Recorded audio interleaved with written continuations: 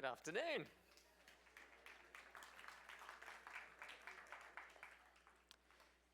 The Amazon River is the largest river by volume of water in the world.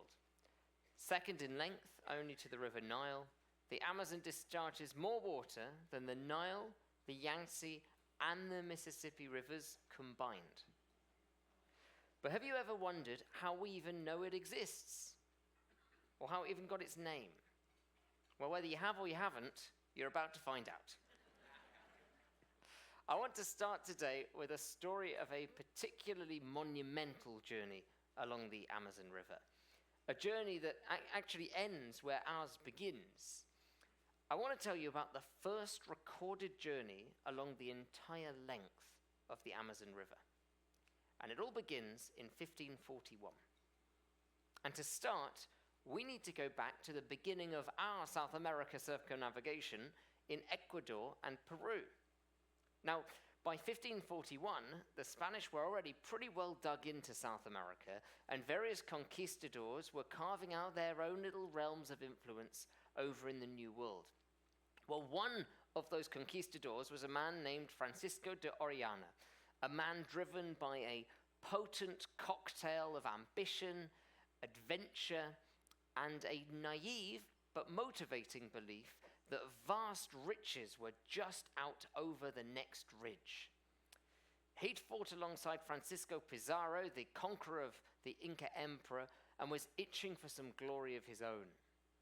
Now, at the time, there were some rumors swirling around of the fabulous land just east of the Andes that was called El Dorado. The Gilded Man or the Golden City, depending on whose tales you heard. And it wasn't just gold. The other thing that the Spanish believed that they would find there were vast forests of cinnamon, which was a spice even more precious than gold in Europe at the time. This was a golden opportunity. So when Gonzalo Pizarro, Francisco's half-brother, decided to mount a massive expedition to find this wonderland, Orellana signed up as second in command. They took with them about 220 Spaniards and 4,000 indigenous porters, departing from Quito, Ecuador, and marching east over the Andes into the steaming jungles of what is now northern Ecuador and Peru. Almost from the start, the expedition was cursed. The terrain was brutal, thick rainforest, endless rain, biting insects, and a total lack of food. Most of the indigenous porters died early on, and the Spanish began to drop too. Supplies ran low, horses were eaten, belts were boiled for soup. Things were pretty grim. By early 1542, Pizarro's men were starving, and they were stuck somewhere in the Amazon rainforest. Not that it was called that at the time. Anyway, without food or much of a plan, they needed to come up with something. So they built a crude brigantine, a kind of riverboat, and they decided to send Orellana, the mission's number 2, with 50 men downriver to find food and bring it back. The river that they were on, by the way, was the Napo, a tributary of the Amazon. Not that it was called that at the time. It wasn't called anything yet, or at least not by European conquistadors. Anyway, what happened next has been argued about ever since. According to Orellana, once they got downstream, they couldn't turn the boat back. The current was just too strong. They supposedly wanted to return back to Pizarro with supplies, but it just wasn't possible. Others later claimed that Orellana mutinied, choosing to press on in search of personal fame and fortune. Either way, that moment marked the beginning of the first recorded descent of the Amazon River. It was an outrageous idea. They had no map, no knowledge of where they were going. They had no idea even how long this river stretched. They just decided to follow it to the Atlantic. They sailed east, deeper and deeper into the unknown. For 8 months, Orellana and his small group floated and paddled along the river's winding path. In their makeshift dinghy, the sheer size of this river must have been astonishing. More than 6,400 kilometers long, with a width that can reach 24 kilometers in some places. Even on a ship this size, it's a monumental river. Now, as they made their journey, they encountered numerous indigenous groups. Just because this is the first complete recorded descent of the river does not mean that Orellana and his crew were the first ones here. And some of the indigenous groups were friendly. They offered food, they offered assistance, and others were hostile, shooting arrows from the banks or raiding their camp at night. The Spanish, of course, responded in kind, with firearms and armor, which are technologies that stunned the locals at the time. Now, you might be imagining fierce tribesmen gathering at the water's edge to ward off these invading Spaniards. Strong, brutal, hairy, muscly.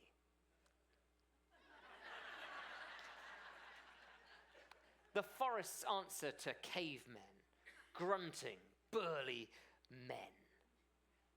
But here's where things get interesting. According to Father Gaspar de Carvajal, a Dominican friar who was also the expedition's chronicler, Orellana's men, for they were all men, found themselves in a particularly nasty and intense battle on June the 24th, 1542, near the confluence of the Naminda River, which is another tributary of the Amazon.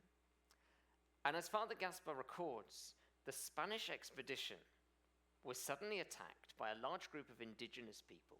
And of particular note to the Spanish men under attack was that their attackers were women. Tall, fair-skinned, with long braided hair, wielding bows and arrows with remarkable proficiency. The fearsome female fighters lived separately from men, only meeting with them at certain times of year for reproductive purposes, which made Orellana think of the Amazons of Greek mythology. And so he named the river Amazonas in their honor. Historians still debate whether these tall, fair-skinned warriors with long braided hair were actually women or just men with long hair. Some argue that Orellana's accounts were exaggerated. Some go as far as to say that they were entirely made up. But that's almost irrelevant by this point.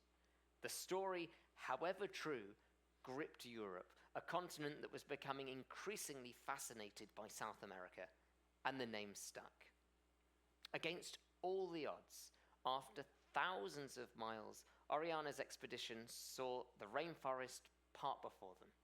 The river widened, saltwater crocodiles replaced the caimans, and finally, in August of 1542, ragged and half dead, they emerged on the Atlantic coast of Brazil near modern-day Belém. A journey of over 7,000 kilometers from the highlands of Ecuador to the Atlantic Ocean. They never found El Dorado, but I think what they found was something even better. Let's open up our portal and collect our first two Amazonian ports of call.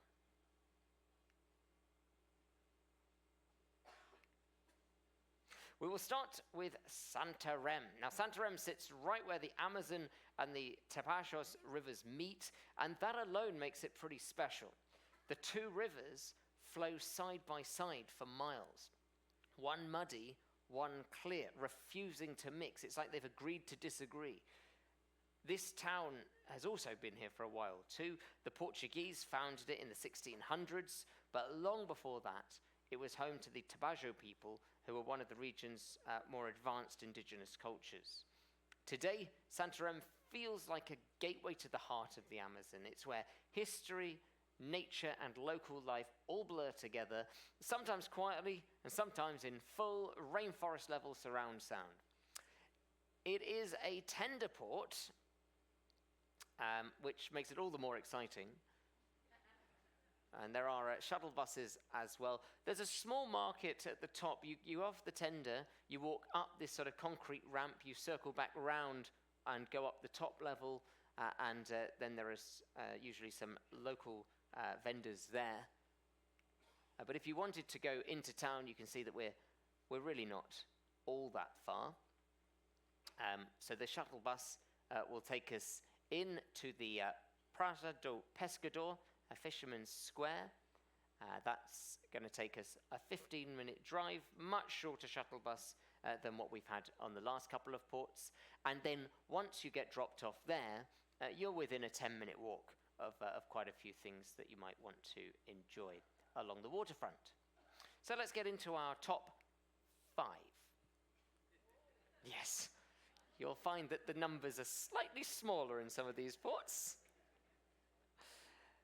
Here we go. We're going to start with the square itself. Praça do Pescador is where the shuttle bus drops us off in Santarem, and so it's as good a place as any to start your wandering. This is a small square. It's nothing too flashy, but there's usually a bit of life here, stalls, music, people chatting in the shade. But keep an eye out for the parrot-shaped telephone box, because you don't see very many of these anymore. And it's a nice little reminder that we are now in the Amazon. You are also right on the waterfront here, so it is a handy spot to watch the river, grab a cold drink, and just figure out what you want to do next. What you might want to do next is go to the Orla de Santarem, which is a really nice spot for a walk. It runs right along the river. You see the boats coming and going, locals out and about enjoying the view. You've got a few little cafes and stalls if you want to drink or if you want to snack. There's usually a little bit of a breeze coming off the water, which helps with the heat. And it's pretty easy. It's a flat walk, nothing too strenuous, just a relaxed place to stretch your legs and take it all in. There's a viewing point along here, which goes out over the water a little, where you might well see some pink dolphins. Yes, so keep an eye out. They're not always there because they move, because they're dolphins, but keep an eye out for them. There's a special type of breed, and people get very excited when they see them. Number 3, if you're walking around Santarem and you spot a crowd spilling out of a church, then the chances are it's Igreja Matiz, which is also officially called the Catedral Metropolitana Nossa Senhora da Conceição. But no one really uses that mouthful. Matriz is what they locally call it. It's one of the city's oldest churches, and it is still very much a part of daily life.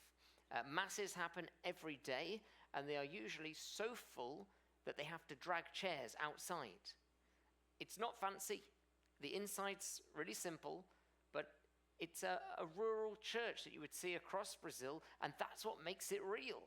It's a proper working church, not something for tourists to just snap photos of. But it is also gorgeous from the outside, really pretty, a lovely color. If you are after a little bit of shade, a stretch of the legs, then Bosque de Santarem is a solid pick. It is not a manicured park.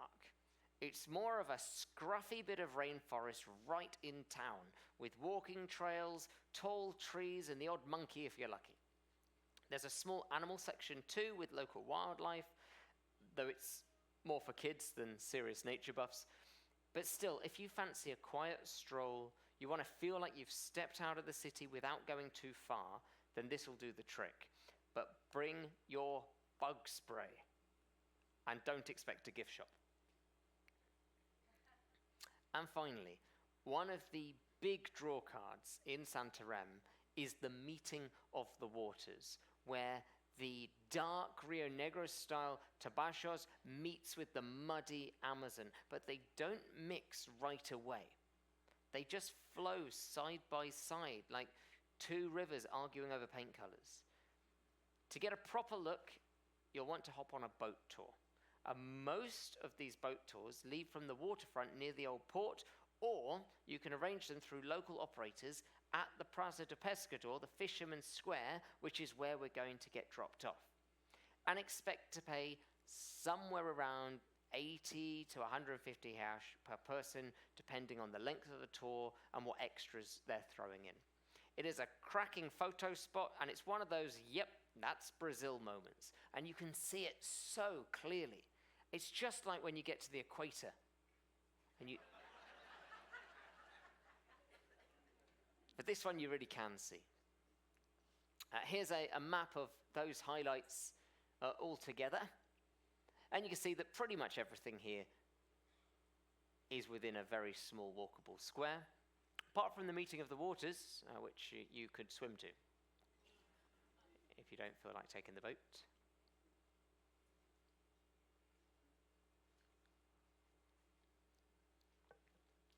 All right, so let's talk about Boca de Valeria.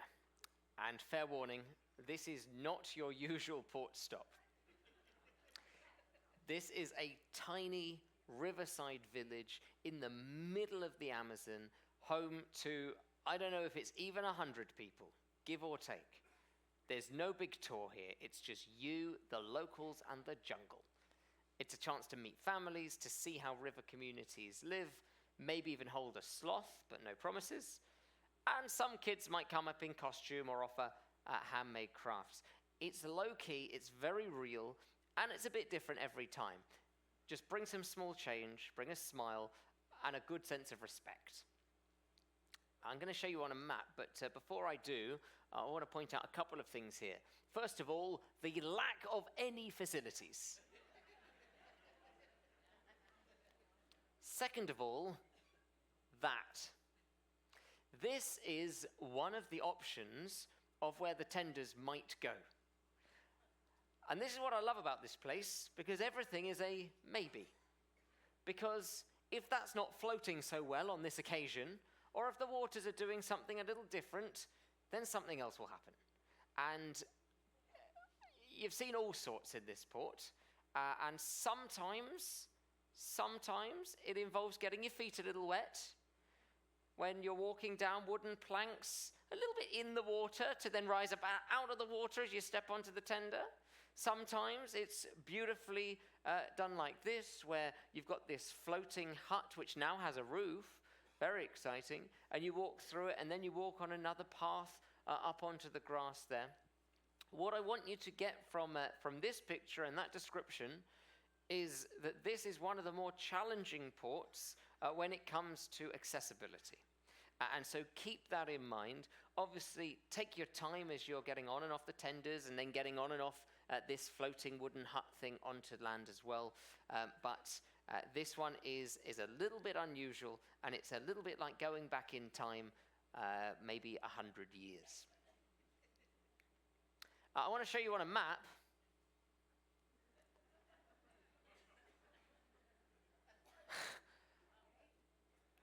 This is not the world's most helpful map, and I'm really looking forward to seeing what the printed map that we give you in your room looks like, just for comparison. But we're there. The tender goes somewhere. It doesn't necessarily go where the tender is right now on the map, but that's one of the options. Another option, just by the way, would be further down here, which is then a really long walk to get back into town, probably about 90 seconds. But you can see it's a really small town. It's just a little stretch cut into the side, and it then backs into the rainforest proper. All right. Your top 5 are going to be ever so slightly different in this one too. But one of the first things you'll notice at Boca de Valeria is the kids. They are the unofficial welcoming committee. Some will paddle out in canoes up to the tenders just to say hello. Others might be dressed up in traditional costumes or holding animals like sloths and parrots. They're cheeky, they're curious, they're always up for a photo, though it is good manners to offer a small tip if you take one. And you might be offered little handmade trinkets or drawings for a few reais. It's not polished, it's not your usual tourist experience, but that is the charm. Real kids sharing their world, one grin and carved wooden animal at a time. But I want to tell you something about these kids in a minute, because it's even cheekier than you might first think. But first I want to tell you about the church. If you wander up the hill,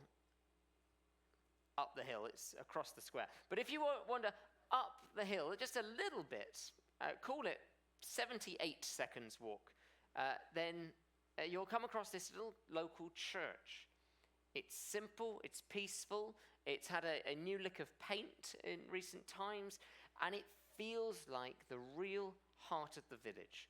There's no stained glass here, there's no grand altar here, it's just plain benches and open windows, and a view of the river if you peek outside. But it's worth stepping in, even if just for a quiet moment. Locals sometimes gather there during visits, and if we're lucky, someone might be playing music or chatting about village life inside. It's a reminder that even in the middle of the Amazon, community and faith are holding strong. And now I want to tell you about the school, because there is a little school here in Boca de Valeria, and it may well be open while we're there, so you might be able to pop in for a look. Now, it's small, a couple of classrooms, a few desks, it's very basic stuff, but it gives you a good feel for how kids here grow up and learn. Sometimes the teacher or some of the kids are around, especially when they know a ship's visiting, and some guests bring along school supplies, which is always a really kind gesture.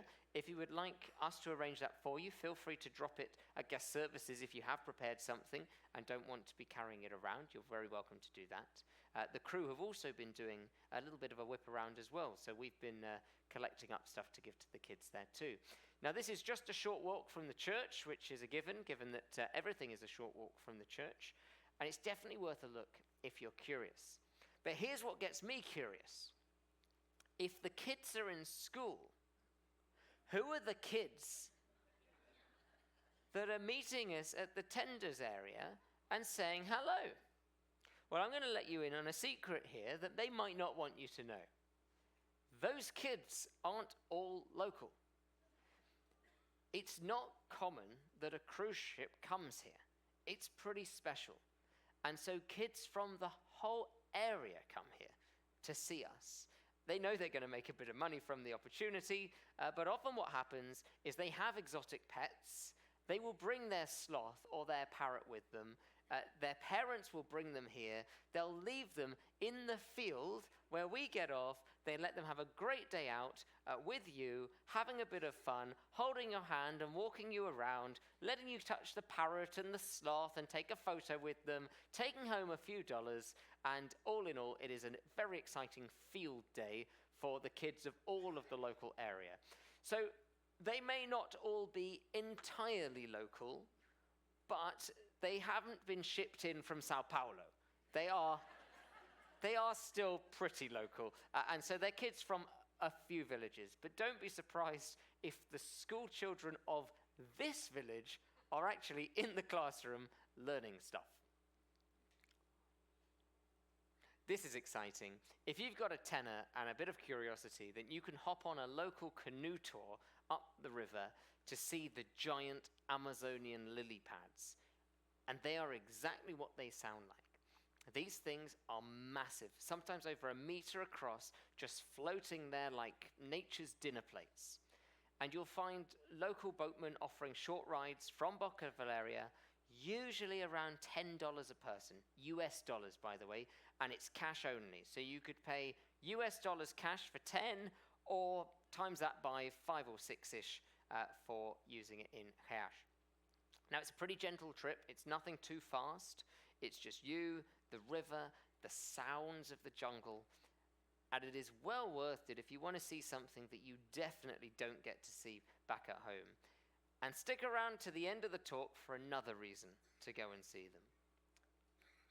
them. Another small but meaningful highlight in Boca de Valeria is really just chatting with the local families, sitting out there on their porches or in the little gathering spots around the village. This is not a place with big ticket attractions. It's about connection. And many homes open their doors to visitors when we're there. And with a bit of patience and a smile, you might get a glimpse of real daily life, how food is prepared, what the kids are learning, how they live with the rhythms of the river. It's low-key, but it is real. And I would recommend bring some small notes if you want to support. You can buy local crafts, you can buy local homemade snacks, and that is the way that we can give back to the locals.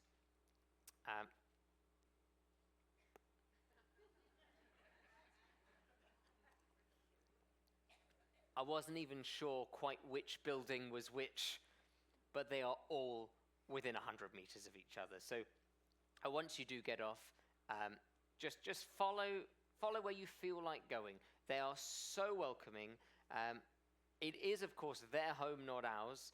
And yes, of course, we massively overwhelm it when we are there. We are more than 10 times more than they are. So be respectful, of course, but they welcome us to really explore and get a feel for it. I want to tell you a very quick, slightly funny story before we get into our final bit and wrap up. The rumor has it, now I don't know how true this is, but it's a fun story nevertheless. Rumor has it that the very first cruise ship that visited here, visited by accident. They lost engines. And so what happened was they just sort of drifted to the closest space where they would be able to get their guests ashore in a tender, and they would be able to fix up what was going on before they continued their journey. And rumor has it that when they did this, because they weren't announced, they didn't have telephones or anything like that, the locals fled. Because they thought they were being invaded. And so they fled into the rainforest and waited for the invaders to leave, which is just wonderful. But actually, over the years, some communication has opened up. So our visit is an organized visit. We pay to go. And the money that we pay and the money that you give in little donations and tips to the kids and all that sort of stuff has really changed life here. It is still not a metropolis, but they do have satellite television now. They have electricity, which means that they can keep food for longer. And so it has changed their lives by the fact that we are now a relatively infrequent, but not totally unexpected part of their annual calendar. Orellana's Amazon expedition wasn't meant to be historic. It was, at least on paper, a side mission to find food. But thanks to an unexpected turn of events and probably a bit of creative storytelling, it became one of the great exploration feats of the 16th century. His tales of cinnamon forests, vast indigenous populations, and Amazonian warrior women caused such a stir in Europe, and the Spanish crown later granted him a charter to return and colonize the region. He did go back in 1545, but that second trip was a disaster. Ships sank, supplies ran out, and Orellana died on the river that he had made famous just 3 years after his legendary descent. And his sorry demise at the hands of unchecked ambition makes me think of a local indigenous legend here. The legend of the giant water lily, known as Victoria Regia. And I think once you've heard this, you'll never look at those giant lily pads in the Amazon in quite the same way. It starts, as a lot of these legends do, with a girl. Her name was Naia. She was young, curious, and full of wonder. She was one of those people who always seemed to be staring up at the night sky instead of watching where she was going. But in her case, it wasn't just idle daydreaming. She believed that the stars weren't just faraway lights, but actual spirits. And the moon, Jackie in the old stories, was something more than just a rock in the sky. It was a kind of divine presence, a force. And every now and then, Jackie would descend from the heavens to choose one special girl from the forest and carry her up to the sky to become a star. And that was Naia's dream. She didn't want to grow up, get married, or stay in the village like everyone else. She wanted to be chosen by the moon. Now, as you can imagine, she didn't exactly keep this to herself, and people in her village thought she was a bit obsessed. She stopped eating properly. She refused to marry. She'd just wander off at night just to stare at the reflection of the moon in the river, hoping Jackie would notice her. It was all a bit much, really, but also kind of sweet in that stubborn, idealistic way that only teenagers really can pull off. And then, one night, she saw it. The moon was full, shining low and bright over the dark water. And there it was, Jackie's reflection stretched perfectly across the surface of a calm lagoon. Naia, convinced that this was her moment, stepped into the water. Some say she thought the moon had finally come to her. Others say she just couldn't resist. But either way, she just walked straight into the river, chasing the reflection, and disappeared beneath the surface. Now, most stories would end there. Tragic, done. But this one has a twist. Jackie, the moon, saw what had happened. And whether out of pity or compassion, or just a feeling of guilt, he decided to honor Naia's sacrifice. He didn't turn her into a star like she'd hoped, but instead, he gave her a new form. The next morning, something new was blooming on the water. A massive, round, floating water lily, broad enough for a child to sit on. Strong, green leaves, deep-ribbed veins, and a huge white flower that opened at night, just when the moon was watching. That, they say, was Naia. She didn't become a star in the sky, but she became something equally magical here on Earth. And to this day, the flowers of the Victoria Regia open white on the first night and then fade to pink by morning as if she's blushing from the attention. Neither Naia nor Orellana got exactly what they wanted. Both, somewhat tragically, somewhat poetically, sacrificed themselves for personal ambition. But in their sacrifice, they have given the rest of us so much to cherish and enjoy.